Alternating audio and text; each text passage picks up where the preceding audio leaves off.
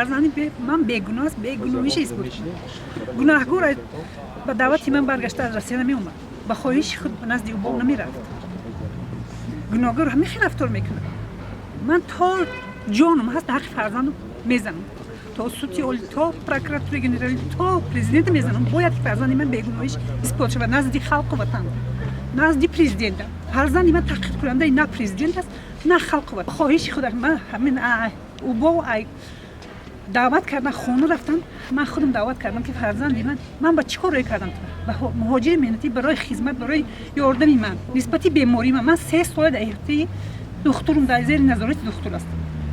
من برای پول مهنت روی کردم تو چی جنایت شده کردی چی کم بودی کردی من التماس اوچا جون گریه داره در طرف تلفن کنم که من یگون کم بودی یگون برزیدی نه حکومت نه پرزیدنت یگون کاری اون کم بودی ندارم. فقط من در سیستم مهاجری مهنتی با کار و خدمت خودم مشغول. او اتش مکتوب کردن اومد. او با وحدت رفتن خونه شبانه همون بیانات گرفتن. باز بعد که آورده او با محکمش کردن 3 روز آدمی گناهگار خودش اومده با او با در اومده صحبت میکنه. 3 روز اومده که 3 روزگی 4 روزگی بگشته محکمش کرده گیان. من در این نمیسوزم برای یه فرزندی بیگناه گناهگار خودش اومده خودش در گناه غرق کرده و در زیر محبس گرفتار میکنه. باز رفتن 6 کسی دیگه با شما دل وحدت میشریم. من نشناسم من چی میدونم حیاتی من با عائله کم بغلانه آسایشته گذشته که فقط در زیر کلفت از من مهنت کرده در کوه جنگل با 2 فرزند روز گذراندم. من روی عزا و مشقتی من در زمستان ماه ینور 8 ینور خطا نکنم فرزندی من و سفر روسیه رفته. فقط تلفن میکنم من در شب خوابم میبینم زور گیرم که هر پدرش طریق تلفنی ما 37 کیلومتر دور اومده تلفن میکنیم با فرزندمون صحبت میکردیم. او چه جمعه در یک پیلکه دو طرف ما آب ریختم و زندگی کردیم. من سوخته نمیرم که فرزندی من برای زندگی من اینقدر عذاب مشکل کرد. امروز در زیر پنجره تحت فشار حکومت قرار گیرم. من همیشه سوختم که تا مردنم در حق فرزندم میزنم.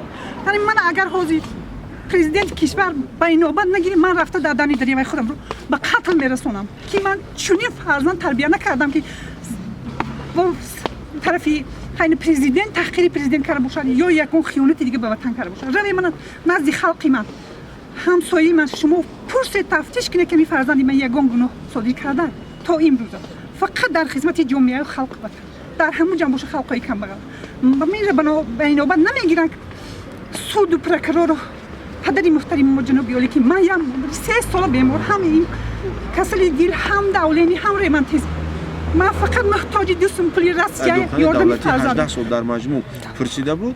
این سود با تمام همون عیبنامه‌ای که عیب اعلام کرده بودند حکم سودی شب رو برد و در مجموع خلاصه‌ای که عبدالکریم دولتی 18 سال پرسیده بود 6 ماه کمتر 17 سال 6 ماه گرفته. این خیلی بگیم که وای مثلا در کدام معیار کم کاش جای چی باید است ولی ما دوای نیست. من نمی‌دونم نسخه حکم سعودی را گرفتیم در اینجا نسخه حکم سعودی را میشینیم میخونیم میبینیم مدت 10 روز ما امکانیت داریم الکی این ماشوانده ما را با همین خلاصه اومد که حکم غیر قانونی به اساس وای نوارها تو امروز هم در اینترنت هستن آزاد هستن. ما وای در نوارو گرفتیم تماشا کردیم دیدیم برو اومدیم استنوگرام از در اونجا اون استنوگرامی که مقامات تفتیشی پیشنهاد کرده است دیروز ما اظهار کردیم که ما میندار هستیم که استنوگرام درست با نوار درست کرده مونده شده است جمله به جمله که چی صحبت همون صحبت ها معلوم میشود که سخن اویدی حمایت مهاجران تاجیک بیرون از کشور رفته است.